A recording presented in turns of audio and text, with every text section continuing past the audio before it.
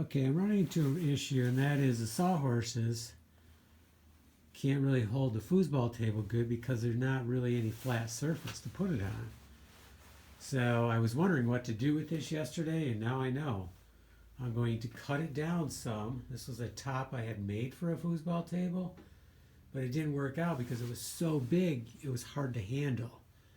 And that's why I make my foosball table tops in at least 4 pieces, I think it is. Yeah, 4. And you can easily move one off at a time easily.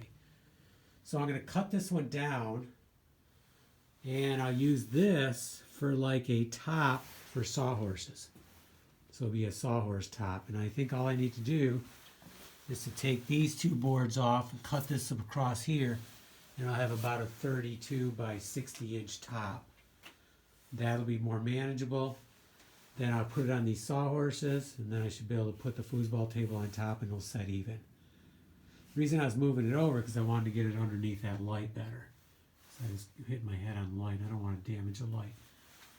Okay, so little sidetrack here. Let's get that cut down for our sawhorse top.